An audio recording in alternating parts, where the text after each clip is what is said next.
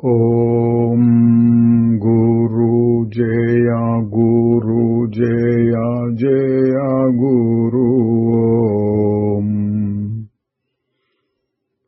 ఓం గురు జయ గురు జయ జయ గురు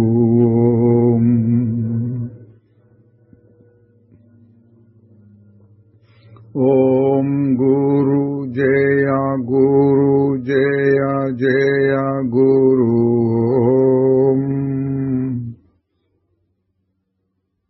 ఓం గురు జయ గురు జయ జయ గురు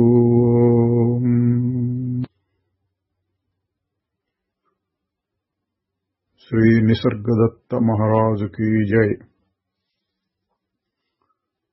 నిసర్గదత్త బోధ 31వ భాగంలోనికి వస్తున్నాము.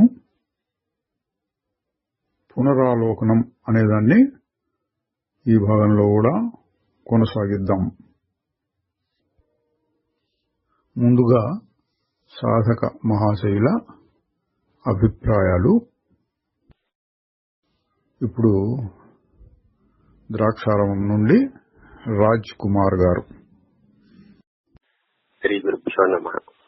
శ్రీ గురుదేవ శరణం మమ. స్వామి సాష్టాంగ నమస్కారం. నిసర్గదత్త బోధ విన్న తర్వాత పరిపూర్ణంగా నేనెవరో నాకు బాగా తెలిసింది స్వామి.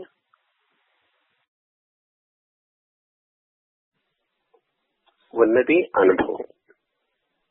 అయితే ఒక జ్ఞాపకం రూపంలో కానీ లేదా ఒక ఊహ రూపంలో కానీ వచ్చినప్పుడు అక్కడ అనుభవం ఉండటం లేదు.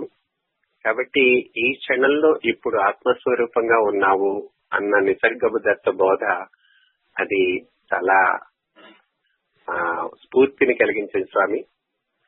స్వరూపం ఇప్పుడు ఇక్కడ అనుభవం ఉంది. గడిచిన జ్ఞాపకంలో అనుభవం లేదు. గడిచిన జ్ఞాపకం ఎందుకు సత్యంగా అనిపిస్తుందంటే అప్పుడు అక్కడ కూడా ఈ అనుభవమే ఉండడం వల్ల, లేదా ఇప్పటి ఈ అనుభవంలో తోచిన జ్ఞాపకం కూడా సత్యం అని అనిపించింది స్వామి. ఊహలు కానీ జ్ఞాపకాలు కానీ ఇవన్నీ కూడా ఇప్పుడు నా స్వరూపం అనుభవంలో తోచే ఒక నీడలలాగా అనిపించేస్తున్నాయి స్వామి. కాబట్టి అటువంటి ఆ బోధతో ప్రతి విషయాన్ని సమన్వయం చేసుకున్నప్పుడు, ఒక నిద్రని సమన్వయం చేసుకుంటే అక్కడ మేల్కొని ఉన్నవాడు ఒకడు ఆ నిద్రలో ఉన్న సుఖాన్ని తెలుసుకుంటున్నాడు. ఒక కళని చూసినప్పుడు ఆ కళలో మేల్కొని ఉన్నవాడు ఆ కళని గమనించి తర్వాత చెప్పగలుగుతున్నాడు. అట్లాగే మెలకువలో కూడా అట్లా ఏ అవస్థలో అయినా సరే నాకు మార్పు లేనప్పుడు ఇంకా ఈ మెలకువలో జరిగే కార్యక్రమాలు లేకపోతే వ్యవహారాలు అనుభవాల్లో నేను మారటం లేదు. నిద్రని తెలుసుకునేవాడు నిద్రపోకుండా ఒకడున్నాడు. కళని చూస్తున్నవాడు నిద్రపోకుండా ఆ కళ గురించి మెలకువ రాగానే చెప్పగలుగుతున్నాడు. మెలకువలో మాత్రం వ్యవహారంలో కలిసిపోతున్నాడు. మరి రెండు అవస్థల్లో అతను వేరుగా ఉండి కేవలం గమనిస్తూ ఉన్నాడు. ఆ గమనించేవాడెవడు? అది నేనే. నిద్రలో ఏమీ లేదనే విషయాన్ని గమనించాను. కళలో ఈ రకమైన అనుభవం కలిగింది అని గమనించాను. నేను కేవలం తెలుసుకునేవాడిగా, గమనించేవాడిగా ఉంటున్నాను. అది మంచి స్ఫూర్తిని కలిగించింది స్వామి. నిరంతరం అదే స్థితి కొనసాగుతోంది. అది నిద్రలో వలె మొదట అనిపించింది స్వామి. అయితే తర్వాత దానిని కూడా గమనించేవాడెవరు అని ప్రశ్నించుకున్నప్పుడు అక్కడ ఒక రకమైన ఉత్సాహంతో కూడిన ఒక స్ఫూర్తి, ఒక స్ఫురణ అది నిరంతరాయంగా ఉంది స్వామి. కాబట్టి ఆ స్ఫురణతో ప్రపంచాన్ని చూస్తున్నప్పుడు అంతా వేరుగా ఉంది. ఇదంతా కూడా ఒక బొమ్మలాగా, ఒక వ్యవహారం ఏదో యాంత్రికంగా జరిగిపోతుంది, నాకు సంబంధం లేదు అనే ఒక భావం బలంగా ఎప్పుడు అది మారకుండా ఉంటుంది. నేను వేరు, ఇదంతా వేరు, అంతా ఆస్వరూపమే. అలాగే నేను నా యందే ఇదంతా ప్రతిఫలిస్తోంది, లేదా నేను చిదాకాశంగా ఉంటే నా యందు ఇదంతా తోస్తోంది. ఆ అనుభవం నేను, ఈ తోచేది అనిపించేది దీనికంటే నేను వేరుగా ఉన్నాను అనే భావం నిశ్చలంగా పొందిస్తాను. ఏ విషయంలోనూ కూడా ఆసక్తి అనేది లేకుండా ఏదో ఒక యంత్రం కదులుతున్నట్టుగా, జీవితం నడుస్తున్నట్టుగా అంతా కూడా నిస్సారంగా బాగా ఆక్రమించింది స్వామి. స్వరూపం మాత్రం అది తైలధారలాగా నిరంతరం ఈ బొమ్మ ఎలా కదులుతోంది. ఈ కనిపించేదంతా కూడా ఒకే బొమ్మ, ఇదంతా దృశ్యం.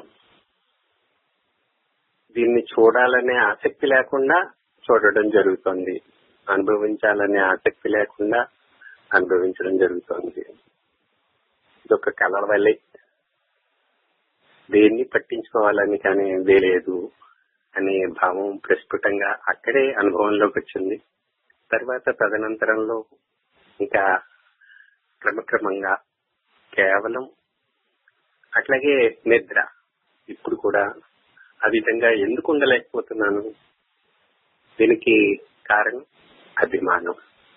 ఈ దేహం మీద అభిమానంతో ఇదంతా సత్యమని అనుకుంటున్నాను. దానికి కారణం అనుభవ రూపంగా సత్యమైన పరమాత్మ ఉన్నాడు కాబట్టి అతని మీద తోచేవన్నీ సత్యంగానే తోస్తున్నాయి. అతనిగా నేనున్నప్పుడు ఇవన్నీ అసత్యం అయిపోతాయి. నిద్రపోతున్నప్పుడు వచ్చే కలలో జరిగిన విషయాలని నిద్రపోకుండా ఉన్నవాడు ఏ విధంగా చూస్తున్నాడు, అదే విధంగా ఇప్పుడు కూడా చూద్దునుగాక అనే భావంతో వేరు చేసుకోవడం జరిగింది స్వామి. ఇదంతా కూడా స్వామి యొక్క అనుగ్రహం. ఈ అనుగ్రహ విశేషం వల్ల ఈ జన్మ చరితార్థమైంది స్వామి. ఇప్పుడు మంతెనవారి పాలన నుండి అనసూయమ్మ గారు వారు వ్రాసి పంపించిన దాన్ని చదవటం జరుగుతుంది. స్వామి, మీ పాద పద్మములకు అనేక నమస్కారములు. రమణ మహర్షి గారి, నిసర్గదత్త మహారాజు గారి బోధలు విన్న తరువాత జ్ఞానం అనుభవంగా గట్టిపడినట్లు తెలుస్తోంది. భూమిలో ఒక విత్తనం పెట్టిన తరువాత దానికి నీరు పోసినా, వర్షం పడినా ఆ గింజ నానినప్పుడే మొలక వస్తుంది. అలాగే ఆత్మానుభవం కూడా అది నేను అనే మననం వల్ల అనుభవం దృఢమైనట్లు తెలుస్తోంది. స్వామి, మీరు ఆగి చూడు అని చెప్పినప్పుడు అలా చూస్తే ఆ ఆగిన క్షణంలో ఉన్న నిశ్శబ్దమే నేను అని తెలిసింది.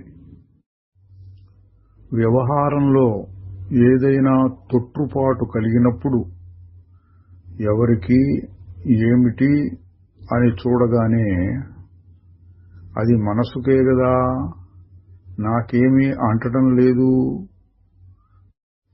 అవి వచ్చి పోతున్నాయి కదా అనిపిస్తోంది. ఇంతటి ఆనందాన్ని ఇచ్చిన స్వామి గారికి నమస్కారములు. ఇంతకు ముందు మనం చూసిన సాధక మహాశయుల అభిప్రాయాలాగానే ఇవి కూడా బాగున్నాయి. వారికి కృతజ్ఞతలు. నాకు అనుభవం కలిగింది, ఉపయోగించింది వ్యవహారంలో కూడా అని అంటున్నారు. చాలా సంతోషం. ఇప్పుడు పునరాలోకనం. నిసర్గదత్త మహారాజు గారు తనకు ఏ విధంగా అనుభవం కలిగింది అనే దాని గురించి చాలాసార్లు, అంటే చాలా మంది అడిగారు కాబట్టి చెప్పేవారు. అందులో ముఖ్యంగా నా గురువు నాకు చెప్పాడు అని చాలా భక్తి, శ్రద్ధ, విశ్వాసంతో చెప్తూ ఉండేవారు. వాటిలో కొన్నిటిని ఇప్పుడు మనం చూద్దాం. నేను నా గురువుని 34వ సంవత్సరంలో కలుసుకున్నాను. 37వ సంవత్సరంలో నాకు సాక్షాత్కారం కలిగింది. అంటే 3 సంవత్సరాల్లో. ఇది వినంగానే ప్రశ్న వేశారు. అప్పుడు ఏమైంది? మీలో కలిగిన మార్పు ఏమిటి అంటే మహారాజు గారు అన్నారు, సుఖదుఖాల ప్రభావం నా పైన ఆగిపోయింది. నేను కోర్కెల నుండి, భయాల నుండి ముక్తున్నయ్యాను. నేను పూర్ణంగాను మరేమీ అవసరం లేనివాడిగాను ఉండిపోయాను. ఇది అందరూ బాగా గమనించవలసిన విషయం అండి. మనకు ఆధ్యాత్మిక రంగంలో మహాత్ముల చరిత్రలు చాలా ఉంటాయి. అవి చదువుతూ ఉన్నప్పుడు లేక వింటూ ఉన్నప్పుడు వారికి ఫలానా రకమైన అనుభవం కలిగింది, ఇంత గొప్ప అనుభవం, అంత గొప్ప అనుభవం. ముఖ్యంగా ఏంటంటే ఒళ్ళు తెలియకుండా అట్లా ఉండిపోవాలి, అట్లా ఎంతసేపు ఉండగలిగితే అంత గొప్ప అనుభవం కలిగినట్లు. ఇంకెవరో దేవతలు మొదలైన వాళ్ళు కనపడవచ్చు. కొందరికి స్వప్నంలో రకరకాల అనుభవాలు కలుగుతూ ఉంటాయి. ఇటువంటి వాటన్నిటినీ వినున్న మీదట ఆత్మానుభవం అంటే ఓహో ఇట్లా ఉంటుంది కావాలి, అట్లా ఉంటుంది కానని ఏవో కొన్ని భావాలు గట్టిపడిపోయి ఉంటాయి చాలా మందికి. అటువంటి వారికి ఇక్కడ మహారాజు గారు చెప్పింది బాగా అర్థం చేసుకోవాల్సిన విషయం. ఎటువంటో అనుభవాలు కాదు, సుఖదుఖాల ప్రభావం నా మీద ఆగిపోయింది. చూడండి, ఇది అసలైన మోక్షం అంటే ఇది. ఉదాహరణకి ఏదో దేవత రూపం మనకు ప్రత్యక్షమైంది అనుకోండి, అయ్యో అప్పుడే పోయిందే అంటాడు. కాసేపైనాక మళ్ళీ దాన్ని గుర్తెచ్చుకుంటూ ఉండి మళ్ళీ ఇంకొకసారి కనపడితే బాగుండు అనుకుంటూ ఉంటారు. ఇవన్నీ కోరికలు. మళ్ళీ అదొక రకమైన ప్రపంచం ఆరాటం మొదలవుతుంది. మహారాజు గారు చెప్పింది ఏంటి? సుఖదుఖాల ప్రభావం నా మీద లేకుండా పోయింది, కోరికలు భయాలు లేకుండా పోయినాయి. నేను మరొకటి అవసరం లేని వాడిగా మిగిలిపోయాను. నాకు కావాల్సినంతా నా దగ్గరే ఉంది. ఇదండి ఆత్మానుభవం లేక ఆత్మసాక్షాత్కారం అంటే ఇది. మనకి భగవద్గీతలో ఇట్లాగా వస్తుంది. చిత్తప్రజ్ఞ అంటే ఏమిటి అంటే అదే చెప్పాడు, తనలో తాను హాయిగా ఉండటం, కోరికలు లేకుండా పోవటం. మరొకసారి చెప్పారు, ఎందుకో అట్లా అయింది, నా గురువుని నేను పూర్తిగా నమ్మాను, ఎందుకో అది జరిగింది. అంటే ఏంటి? గురువుని నమ్మటం అనేటటువంటిది కూడా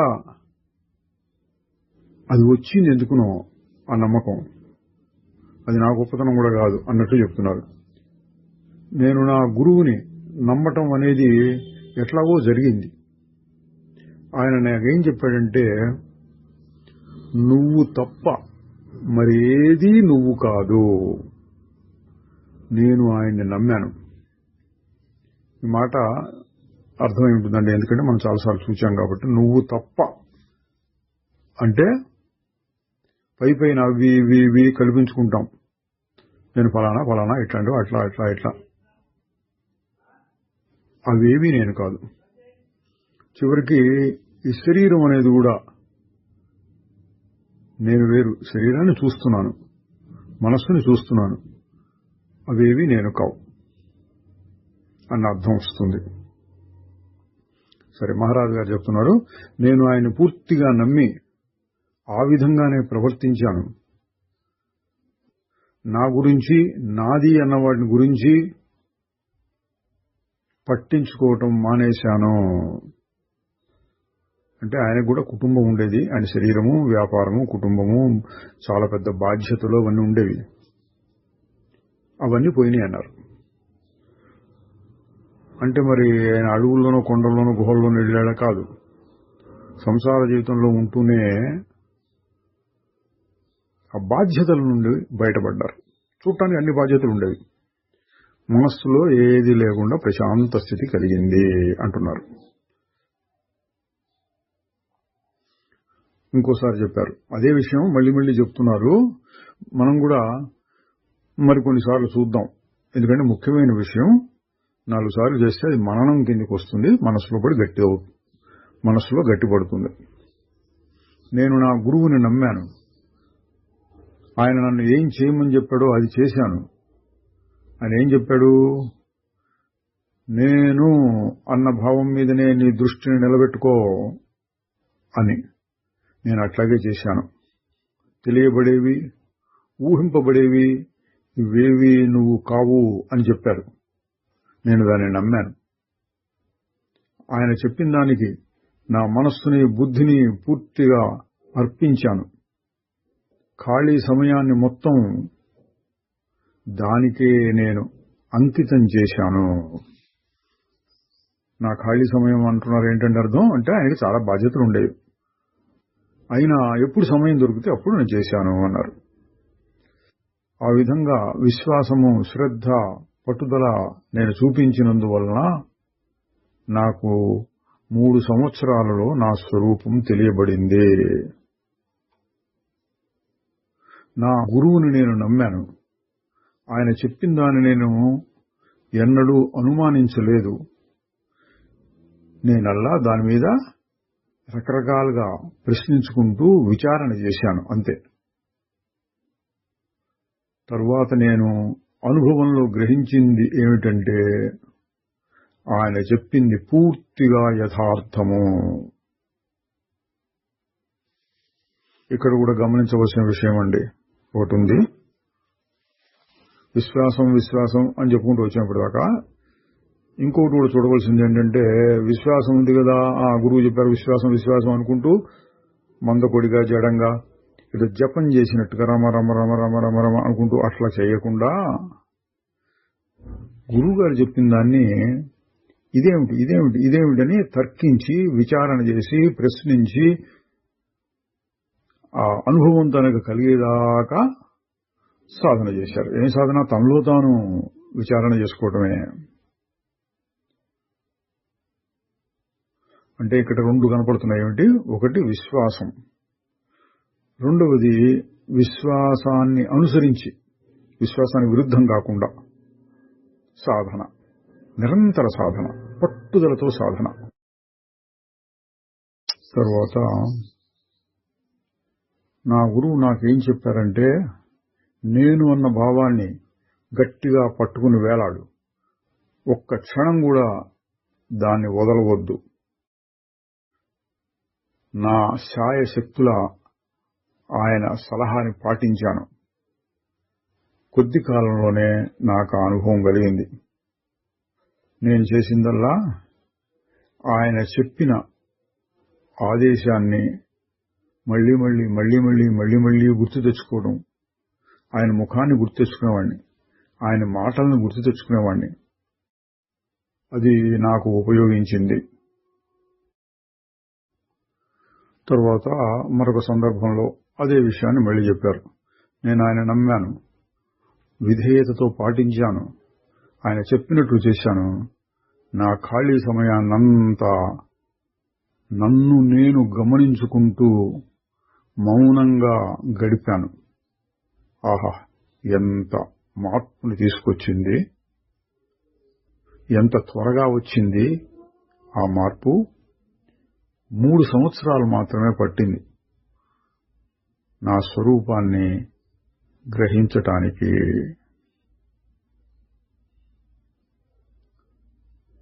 నా గురువు చెప్పిన మాటలు, నువ్వే అన్నవి నిరంతరం నాతో ఉండిపోయినాయి. మొదట్లో నేను ఆ భావం మీద దృష్టి నిలపటానికి కొంత ప్రయత్నం చేయవలసి వచ్చింది. కానీ ఇప్పుడు అది సహజం, తేలిక అయిపోయింది. ఇది కూడా గమనించాలండి. అబ్బో చాలా కష్టం అనిపిస్తాయి. ఇదే కాదు, ఏ విషయమైనా సరే, ప్రపంచంలో ఏ విషయమైనా సరే మొదట్లో నేర్చుకునేటప్పుడు కష్టంగానే ఉంటుంది.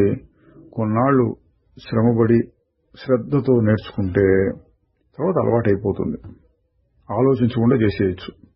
మహారాజు గారికి ఈ ధ్యానంలో కూడా అదే జరిగింది. మొదట్లో నేను అన్న దాని మీద దృష్టిని నిలబెట్టడానికి కొంచెం ప్రయత్నం కావాల్సి వచ్చింది. తర్వాత ఏమైంది, సహజమైపోయింది. అంటే నేను గుర్తొస్తుంది, దానంతటే గుర్తొస్తుంది. అది ఆయన చెప్పింది. తర్వాత నేను అన్న భావం మీదనే దృష్టి పెట్టు అని నా గురువు చెప్పిందని నేను విధేయతతో పాటించాను.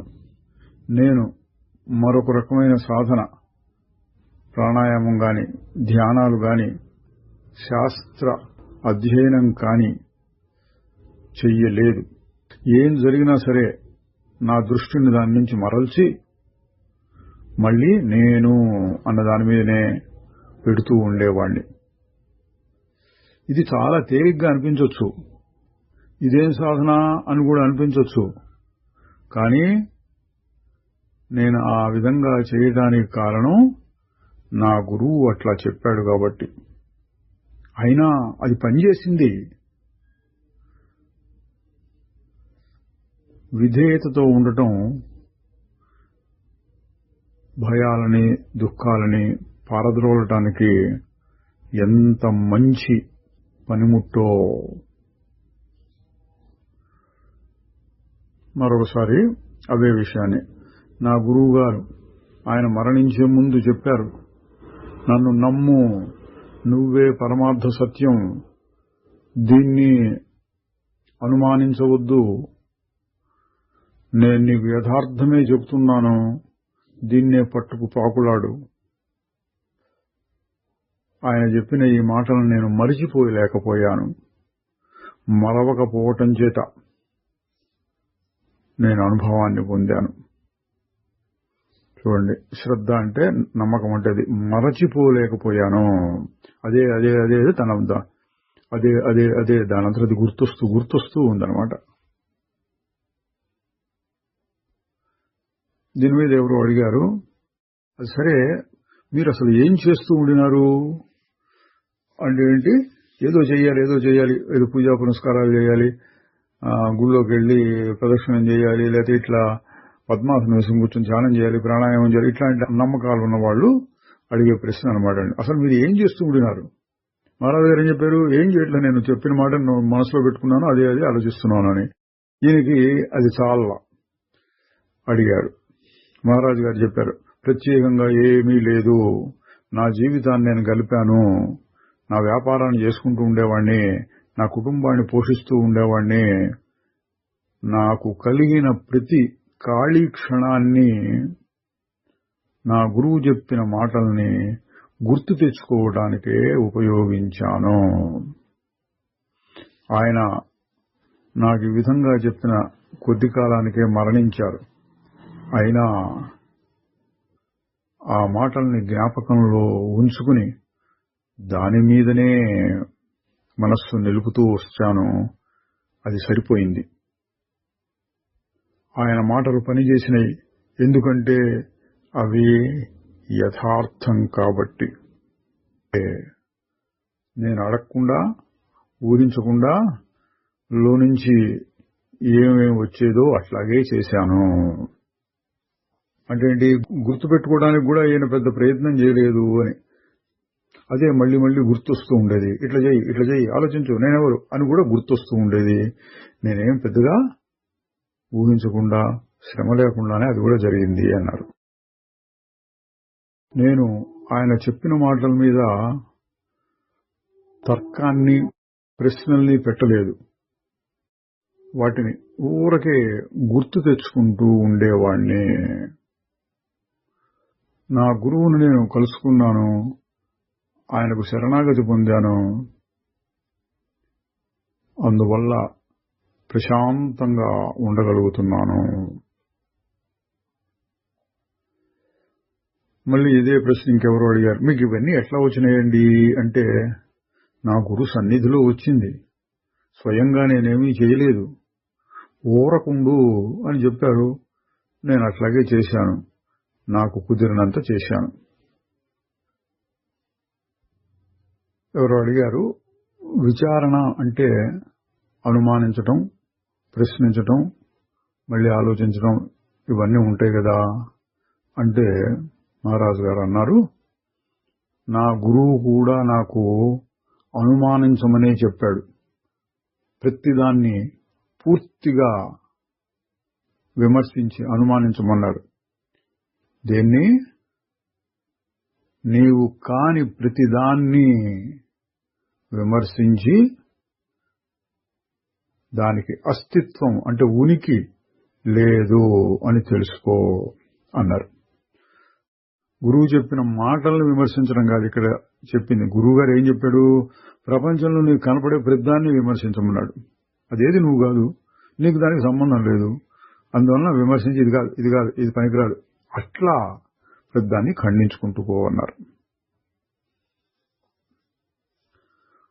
బోధ అంతా ఆయనది, నమ్మకం మాత్రం నాది.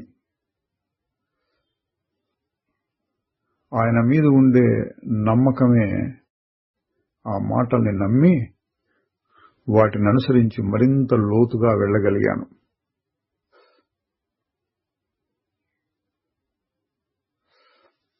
నా గురువు ఒకసారి ఏమన్నారంటే, నీవు ఇప్పుడు కూడా చిన్నప్పుడు ఎవరివో అదే నీ స్వరూపం. శుద్ధమైన ఆ స్థితిలోనికి, అంటే చిన్న పిల్లవాని స్థితిలోనికి వెళ్ళు.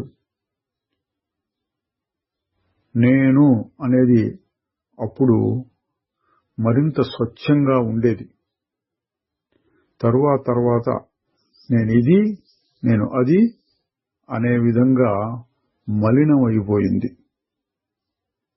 అసత్య విషయాలతో తాదాత్మ్యం చెందావు, వాటిని వదిలించుకో. నా గురువు ఇంకా ఏమన్నారంటే, నన్ను నమ్ము, నేను చెప్తున్నాను, నువ్వే దైవస్వరూపం, దీన్ని సంపూర్ణమైన సత్యంగా స్వీకరించు. నీ సుఖాలన్నీ దైవికం, దుఃఖాలన్నీ దైవికం, అన్నీ పరమాత్మ నుండే వస్తున్నాయి. దీన్ని నమ్ము, నువ్వే దేవుడివి. ఆయన చెప్పిన ఈ మాటలను విని ఎంత ఆశ్చర్యకరమైన అద్భుతమైన సత్యమో ఇవి అని నేను గ్రహించగలిగాను. నేను దేవుణ్ణి, నేను ఆశ్చర్యకరమైన వ్యక్తిని, నేను అతీతమైన వాణ్ణి అనుకుంటూ కూర్చోలేదు. అంటే ఆ మాటను జపంలాగా చేయలేదు అంటున్నారు.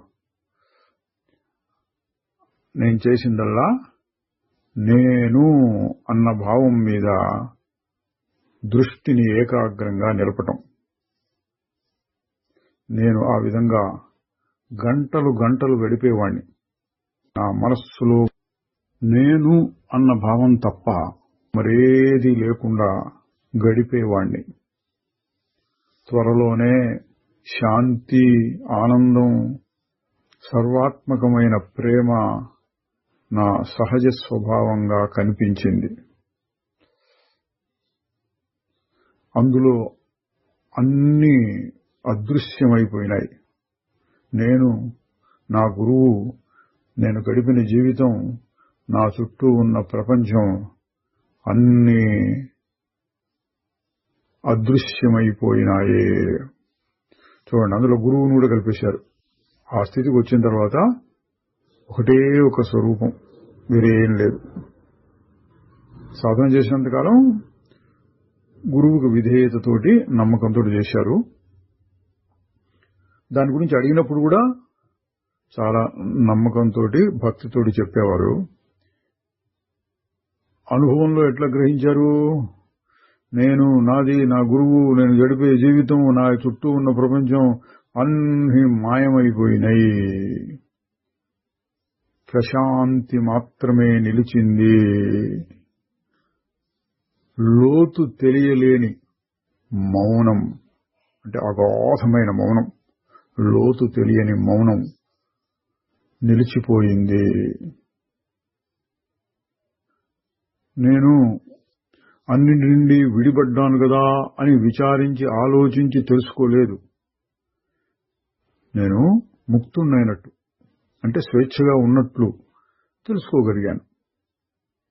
నా సొంత కృషి ఏమి లేకుండానే హఠాత్తుగా తెలిసిపోయింది. అంటే నేను ముక్తుణ్ణి, నేను ముక్తుణ్ణి, నేను ముక్తుణ్ణి అనుకుంటూ కూర్చోవడం కాదు, నాకెందుకు అనిపించింది నేను ముక్తునే కదా అని అంటున్నారు.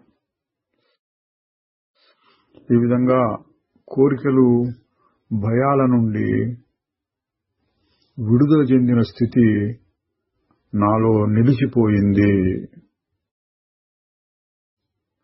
ఇటువంటి మాటలతో అడిగిన వారికి తాము సాధన చేసిన పద్ధతిని వివరిస్తూ వచ్చేవారు. లోకంలో ఎన్నో పద్ధతులున్నాయి. మహారాజు గారు వాటిని కాదనటం కూడా లేదు. కానీ తనకు ఏ విధంగా జ్ఞానం కలిగింది, తాను ఏ విధమైన అభ్యాసం చేశారు అన్నదాన్ని మళ్లీ మళ్లీ అడిగిన వారికి అందరికీ చక్కగా చెప్పారు. ఇది కూడా మనందరికీ చాలా వరకు ఉపయోగిస్తుంది. మనం అప్పుడప్పుడు చెప్పుకుంటూ ఉంటాం, యత్ సారభూతం తద్ ఉపాసితవ్యం. సారమైనటువంటి విషయాన్ని తీసుకుని దాన్నే మళ్లీ మళ్లీ మళ్లీ మళ్లీ అనుకుంటూ ఉండాలి. దాన్నే ఉపాసన అన్నారు. ఎప్పుడు అదే దృష్టిలో పెట్టుకోవడం. మహారాజు గారు అటువంటి ఉపాసన చేశారు. మనం కూడా అదే, నేనెవరు, రమణ మహర్షి గారు చెప్పిన నేనెవరు నేనెవరు నేనెవరు పట్టుకునేవారు. ఈయన కూడా అదే, నేను భావం నేను భావం నేను భావం పెట్టుకోమనేవారు. మహారాజు గారు చెప్పిన దాంట్లో గమనించవలసింది మళ్ళీ ఒకసారి, గురువు మీద విశ్వాసం చాలా ఎక్కువగా చెప్పారు, నొక్కి నొక్కి చెప్పారు. దాంతో పాటుగా స్వయం కృషి, స్వంత సాధన, ఖాళీ దొరికినప్పుడల్లా మళ్లీ మళ్లీ మళ్లీ మళ్లీ మళ్లీ మళ్లీ దాని గురించే ఆలోచిస్తూ ఉండటం.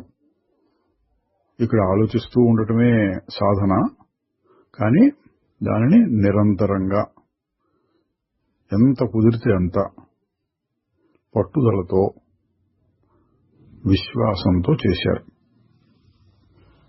నాకు బాగా విశ్వాసం ఉందండి శాస్త్రం నందు, లేక గురువు గారి యందు, తక్కినంత ఆయనే చూసుకుంటాడు అని కాదు. ఆయన ఇచ్చిన ఆదేశాన్ని సాధనలో కూడా ఆచరించారు.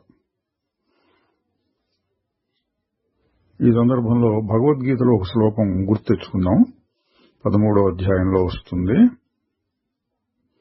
ధ్యానేనాత్మని పశ్యంతి కేచిదాత్మానమాత్మన. కొందరు ఆత్మని తమయందే ధ్యానించి తెలుసుకుంటారు. అన్యే సాంఖ్యేన యోగేన, అంటే కొంతమంది విచారణ ద్వారా ఇదేమిటని పరిప్రశ్న మొదలైనవి చేసి విచారణ చేసి తెలుసుకుంటారు. కర్మయోగేన చాపరే, కొందరు నిష్కామ కర్మ, అంటే ఫలితాన్ని ఆశించకుండా కర్మ చేయడం ద్వారాను అని చెప్పి తర్వాత అన్యేత్వేవ మజానంతః, ఇతరులు కొంతమంది ఈ విషయాలన్నీ తెలియని వారు శ్రుత్వా అన్యేభ్య ఉపాసతే, ఇతరుల వలన విని ఉపాసిస్తారు. ఇదండి మహారాజు గారి స్థాయి. మహారాజు గారు చేసిన సాధన దీని కిందికి వస్తుంది. స్వయంగా ఆయన శాస్త్రాలు చదివి విచారణ చేయలేదు. పట్టుదలతో ఏదో ఉదయం సాయంత్రం యోగాభ్యాసం, జపము, తపము, ధ్యానం అటువంటివి చేయలేదు. ఎప్పుడు సమయం దొరికితే అప్పుడు ఇదే పరమార్థం అన్నట్లుగా గురువు గారు చెప్పిన ఉపదేశాన్ని ఉపాసించారు. ఒకసారి రైట్ అనుకుని వదిలేయటం కాదు, పట్టుకుని పాకులాడారు. ఉపాసన సిద్ధి కలిగే వరకు దాన్ని పట్టుకుని వదలం. ఇది సాధకుల్లో చాలా మందికి సరిపోయేటటువంటి విషయం అండి. 99 వంతుల మందికి. కొంతమంది నేను స్వయంగానే విచారణ చేసి తెలుసుకున్నాను అన్నట్లు కూడా ఎక్కడైనా కొన్ని కథల్లో కనపడుతుంది. జనక మహారాజు మొదలైన వాళ్ళు, యోగ వాసిష్ఠులు జనక మహారాజు. ఇంకా కొంతమంది గురువు గారిని నమ్ముకున్నాను, ఆయనే చూసుకుంటాడు, ఆయనే నన్ను ఉద్ధరిస్తాడు, లేక ఫలానా దేవుడికి, నా ఇష్ట దైవానికి శరణాగతి పొందాను, అట్లా చెప్పుకున్న వాళ్ళు కూడా ఉన్నారు. మహారాజు గారి సంగతి ఏమిటి? 2 విశ్వాసము, స్వయం కృషి. చెప్పిన దాన్ని ఆచరణలో పెట్టి చూడటం. ఇది అందరు సాధకులకి, అంటే చాలా మందికి సరిపోయేటటువంటి సాధన. కేవలం శరణాగతిని లేక కేవలం నా సొంత విచారణ, ఇది ఎక్కడో కథల్లో కనపడుతుంది. తరువాత మహారాజు గారు ఎక్కువ చెప్పిన విషయాల్లో మనస్సు గురించి, మనస్సులో ఉండే కోరికలు, భయాలు గురించి వచ్చింది. నిజానికి ఎవరు చెప్పినా, ఏ శాస్త్రంలో చెప్పినా ఇదే ఉంటుందండి. మనిషి చేసే సాధన గాని, కృషి గాని, పోరాటం గాని అంతా ఈ మనస్సు వల్లనే. దేహవాసన, దేహం కష్టపడుతోంది అంటుంటాం సాధారణంగా, కానీ నిజానికి అది కూడా మనస్సే. కేవలం దేహం అంటే జడ పదార్థం. మనస్సు ఉండటం వల్లనే మనకి సుఖం గాని, దుఃఖం గాని, అదేవిధంగా మోక్షం కూడా దాని వల్లనే వస్తుంది. దాని గురించి మహారాజు గారు ఒకసారి చెప్పారు. ఇక్కడ శరీరం ఉన్నది, అక్కడ ఆత్మ ఉన్నది. ఇది సందర్భానుసారంగా చెప్పిన మాట అనుకోవాలండి. అక్కడ ఆత్మ ఉందంటే ఎక్కడో ఉందని కాదు. మొదట్లో అర్థం చేసుకోవడానికి ఇదండి. ఆత్మ ఎక్కడో ఉంది, శరీరం ఎక్కడుంది. రెండిటి మధ్యలో ఉంటుంది మనస్సు.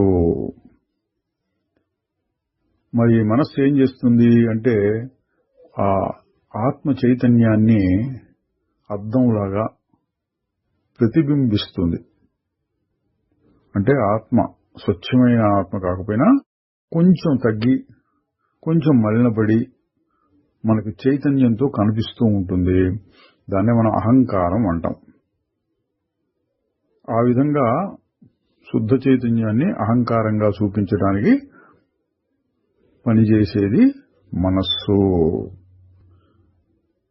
అంతఃకరణ లేక మనస్సు లేక సూక్ష్మ శరీరం అని చెప్తూ ఉంటారు. అది నిజమా అబద్ధమా? ఈ చర్చ కూడా శాస్త్రాలు చాలా చోట్ల వస్తూ ఉంటుందండి.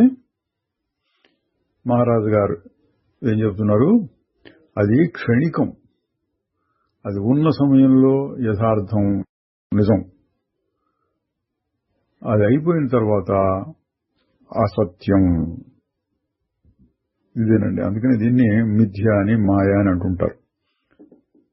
అది మనకి అనుభవంలో ఉండి మంచి, చెడు, సుఖము, దుఃఖము ఇట్లాంటివన్నీ కలిగిస్తూ ఉంటుంది. ఆ సమయంలో నిజం.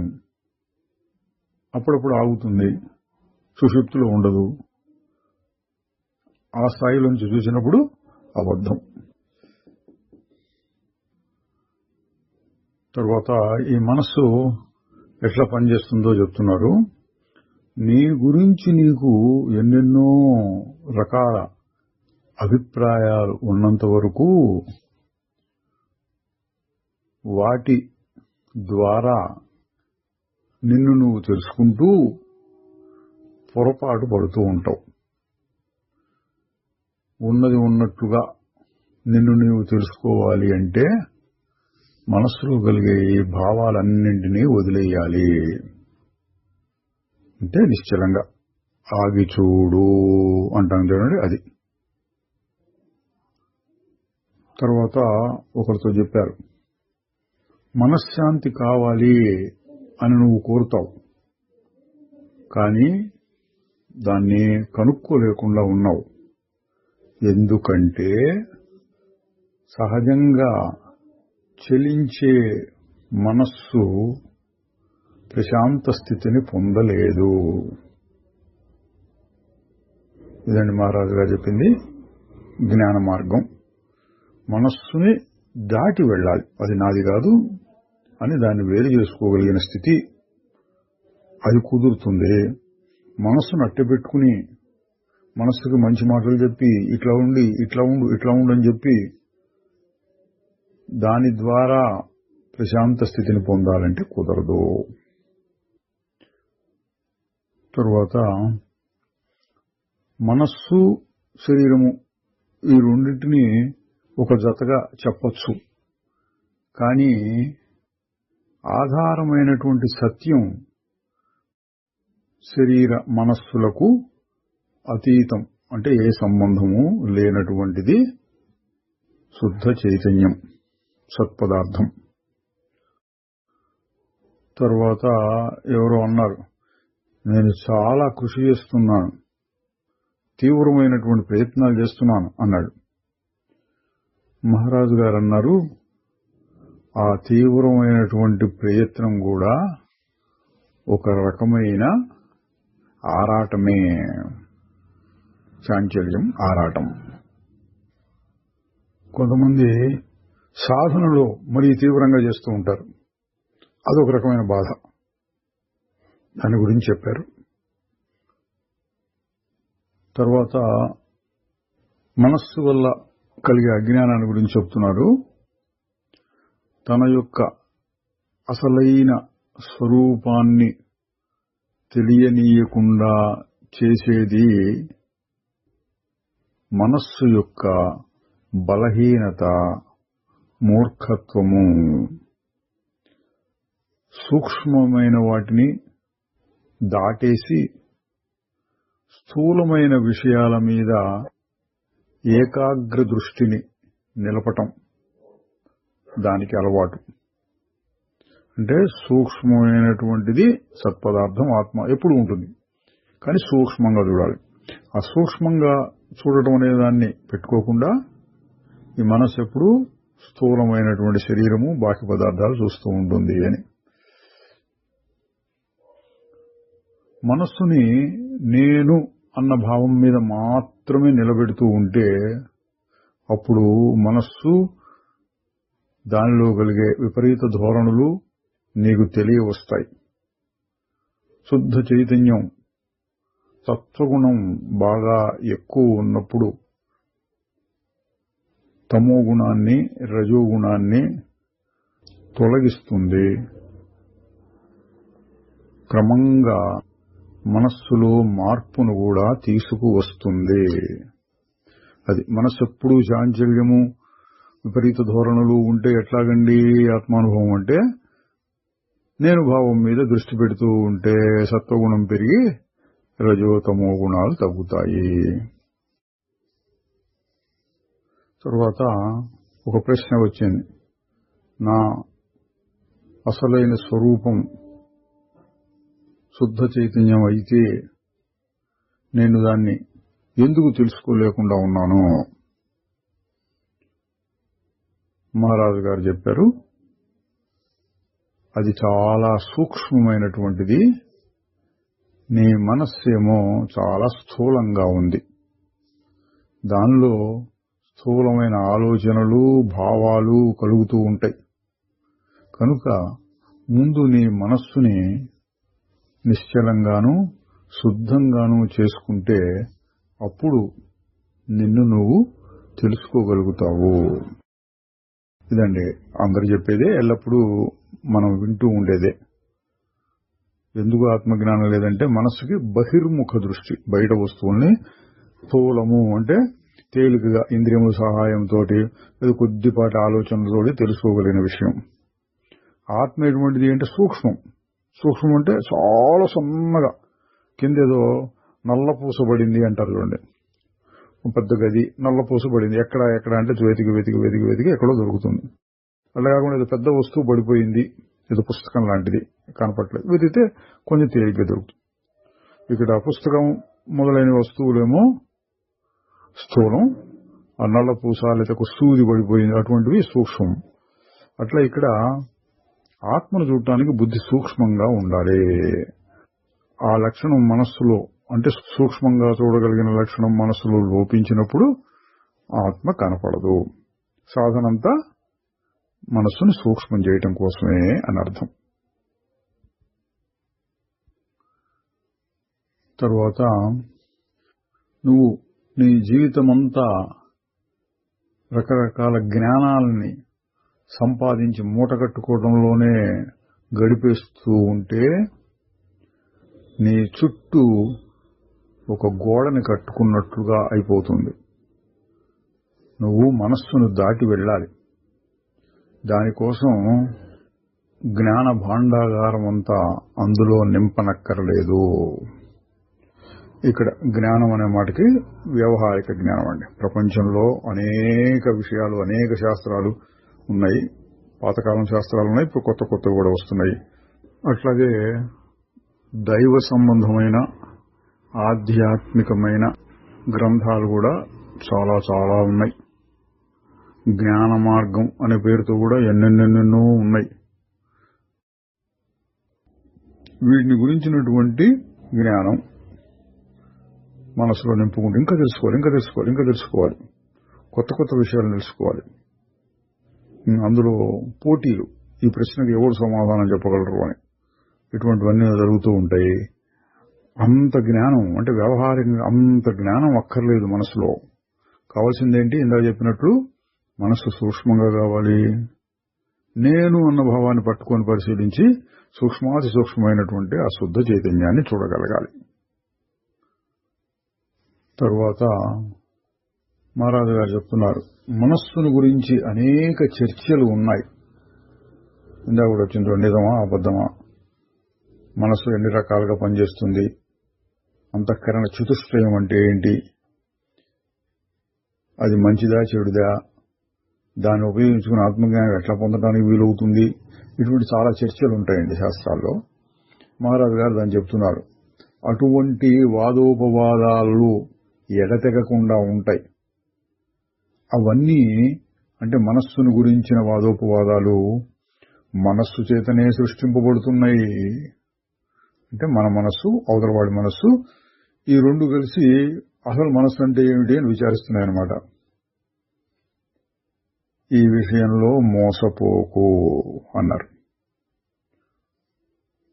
అంటే మనస్సు యొక్క స్థితిని మరీ ఎక్కువగా విచారించక్కర్లా. కావాల్సిందల్లా దాన్ని సూక్ష్మం చేసి నేనెవరు అన్నదాని మీద దృష్టి పెట్టి సూక్ష్మమైనటువంటి ఆత్మను కనుక్కోవాలి. తరువాత శరీరంలో మనస్సు ఉంటుందా లేక శరీరమే మనస్సులో ఉంటుందా అంటే మహారాజు గారు కొంచెం అతీతమైన స్థాయిలో చెప్తున్నది ఏంటంటే, ఇది శరీరము అని గుర్తించటానికి ముందు ఒకటి మనస్సు ఉండాలి కదా. ఆ మనస్సులోనే నేను శరీరం అనే భావం కూడా కలుగుతోంది. కనుక మనస్సు లేకుండా శరీరం ఉండదు. మనస్సు ఆగిపోయినప్పుడు నా శరీరం అన్న భావం ఉండనే ఉండదు. అంటే సుషుప్తి లేక సమాధి మొదలైన అవస్థల్లో మనస్సు లేదు, శరీరం కూడా ఉండదు. అంతేకాకుండా ఇతర విషయాల్లో బాగా నిమగ్నమై ఉన్నప్పుడు కూడా శరీర ధ్యాస ఉండదు. ఇది కూడా మనకు అనుభవంలోనే ఉంటుందండి. శరీరంలో ఉన్న కష్టాలున్నా అప్పుడు గుర్తురావు. ఆకలిస్తుంది, బాగా తీవ్రంగా ఏదో పని చేసుకుంటుంటే చాలాసేపు అయిన తర్వాత, ఆ పని అయిపోయిన తర్వాత చాలాసేపు అయింది, టైం అయింది, భోజనం చేయలేదే అనిపిస్తుంది. కదలకుండా అటు కూర్చున్నాం, నిమగ్నం అయిపోయింది, మనసు దేని మీదో నిమగ్నమై ఉంది, ఏదో సినిమానో ఏదో చూస్తున్నాం అనుకోండి. తర్వాత అబ్బో కాళ్ళు చేతులు పట్టుకుపోయినాయి అంటాడు. అంతదాకా తెలియదు అవన్నీ. ఇది మహారాజు గారు చెప్పేది. మనస్సు ఇతర విషయాల్లో బాగా నిమగ్నమైపోయి ఉంటే కూడా శరీరం తోచదు. కాబట్టి శరీరం అనేది కూడా మనస్సులో కలిగేటటువంటి ఒక భావమే. తర్వాత మహారాజు గారు తరచుగా చెప్పేటటువంటి విషయం కోరికలు, భయాలు. ఇది కూడా మనస్సుకు సంబంధించిందే. మనస్సు అంటే ఏంటి, బాగా అర్థమయ్యేది చెప్పండి అంటే కోరికలు, భయాలు. దాని మీద ప్రశ్న అడుగుతున్నారు. కోరికలు, భయాలు అనేవి అవి సహజమైనవి కదా అంటే ఎట్లా తీసేయాల్సిన అవసరం ఉందా అని. మహారాజు గారు కాదు, అవి సహజం కాదు, అవన్నీ మనస్సు చేతనే కల్పింపబడుతున్నాయి. నాకేమీ అవసరం లేదు ఈ శరీరంతో సహా అని నువ్వు అన్నింటినీ వదిలిపెట్టవలసి ఉంటుంది. అంటే అన్ని కోరికలు పోవాలి అని. ఇందులో శరీరం మీద కూడా భావము, కోరిక పోవాలి అని. కోరిక అంటే ఏమిటి అని ఒక చోటు చెప్పారు. కోరిక అనేది కూడా ఒక జ్ఞాపకం మీద ఆధారపడిన భావం. అంటే ఇంతకుముందు ఏదో అనుభవించుంటాం కదండి, అవి గుర్తొస్తాయి. సుఖం కోసంగా జ్ఞాపకాలు కల్పించేటటువంటి ఆలోచనే కోరిక. ఇంతకుముందు కలిగిన బాధల యొక్క జ్ఞాపకమే భయము. అంటే ఇంతకుముందు బాధను అనుభవించాం, మళ్ళీ వద్దు వద్దు అనిపించడమే భయము. అంటే ఒక రకంగా చెబితే భూతకాలానికి సంబంధించినవన్నమాట. ఇంతకుముందు అనుభవించినటువంటి సుఖాలేమో కోరికగా వస్తాయి, ఇంతకుముందు అనుభవించినటువంటి బాధలేమో భయం రూపంలో వస్తూ ఉంటాయి. ఈ రెండు కూడా మనస్సుని అస్థిమితం, చాంచల్యంగా ఉండేటట్టు చేస్తాయి. తరువాత కోరికలు అన్నీ చెడ్డవే, అయితే అందులో కొన్ని మరీ చెడ్డవి. ఏ కోరిక పట్టుకు వేలాడినా అది నీకు సమస్యల్ని తెచ్చిపెడుతుంది. సుఖం కోసం కోరిక తరువాత దుఃఖాన్ని తెచ్చిపెడుతుంది. అంటే సుఖమే దుఃఖానికి మూలమవుతుంది. ఇది వేదాంత రహస్యం అండి. ఒకసారి సుఖం అనుభవించి ఆహా బాగుంది అని అక్కడితో ఆపిస్తే పర్వాలా, అది మళ్లీ కావాలి. జ్ఞాపకంలో నుంచి ఆ సుఖాన్ని బయట తీసుకొచ్చి అటువంటి సుఖం మళ్లీ కావాలి మళ్లీ కావాలి అనగానే కోరిక అవుతుంది. తీరచ్చు, తీరకపోవచ్చు. తీరాలంటే కృషి చేయాలి, కృషి చేసినా దొరకకపోవచ్చు. అదంతా మళ్లీ బాధను కలిగిస్తుంది. అంటే సుఖం కూడా బాధని కలిగిస్తుంది. అది చాలా సూక్ష్మమైనటువంటి విశ్లేషణ. మరొక సూక్ష్మ విశ్లేషణ, ప్రతి కోరిక తనలో ఉన్న లోపాన్ని సూచిస్తుంది. అంటే నాకేదో కొరత ఉంది, ఆ కొరతను పూర్తి చేసుకోవడం కోసం ఫలానా వస్తువు కావాలి, లేదా ఫలానా సుఖం కావాలి. అంటే దీని అర్థం సుఖం కోరుతున్నావు అంటే నీలో ఏదో కొరత, లోపం ఉన్నదని అర్థము. అయితే నీలో ఏ లోపము, కొరత లేదు, అంటే శుద్ధ చైతన్య దృష్టితో చెప్పిన మాట అండి. నీ అసలు స్వరూపం అది, నీలో ఏ లోపము కొరత లేదు అని నీవు తెలుసుకున్నప్పుడు కోరిక మాయమైపోతుంది. అంటే కావాల్సినంత నా దగ్గరే ఉంది, ఎంత సుఖం కావాలంటే అంత సుఖం నా దగ్గరే ఉంది, నాకు మరో వస్తువు అవసరం లేదు. ఆ స్థితి ఎప్పుడు కలుగుతుంది? అందరికీ అనుభవంలో ఉన్నటువంటి నిద్ర, అటువంటి స్థితినే జ్ఞాని పొందుతాడు. మెలకువలో కూడా నిద్ర లాంటి స్థితి, నాకేమీ అవసరం లేదు అనగలుగుతాడు. అట్లాగే కోపం అనేదాన్ని కూడా విశ్లేషణ చేసి చూపించారు.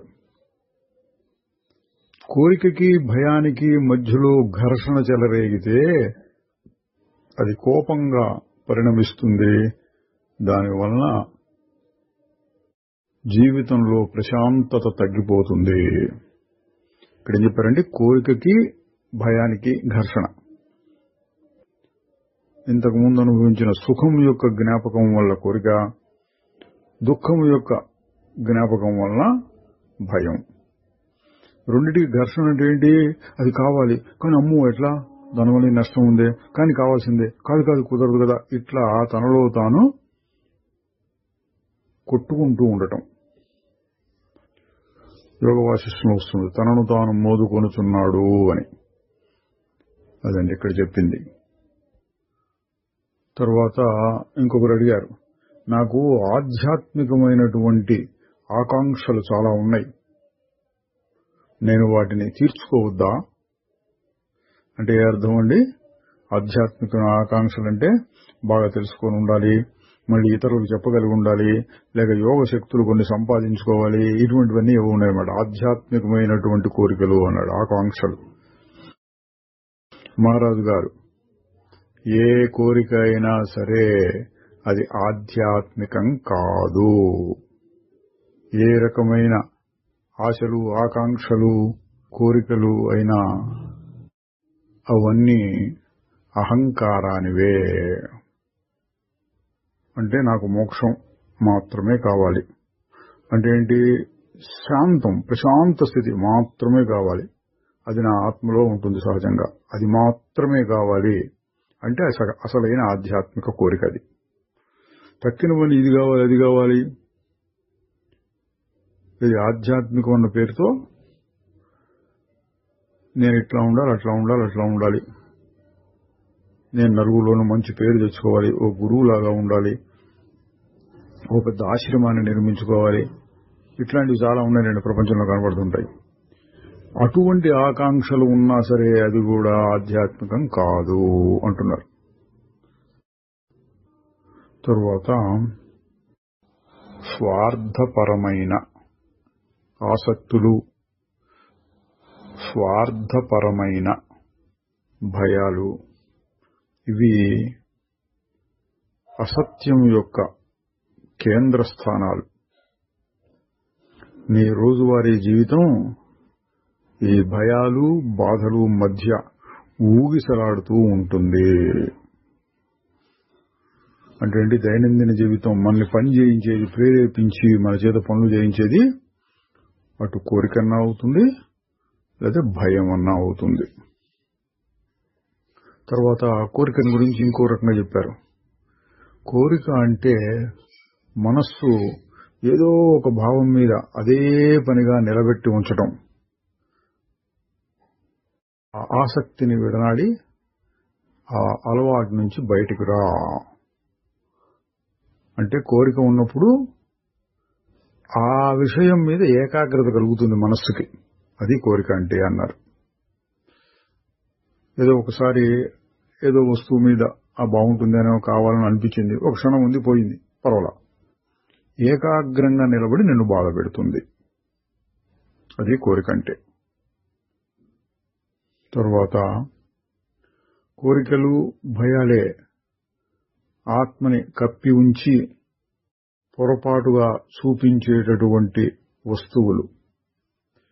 అంటే దీన్ని మన శాస్త్రంలో ఆవరణ విక్షేపం అంటామండి.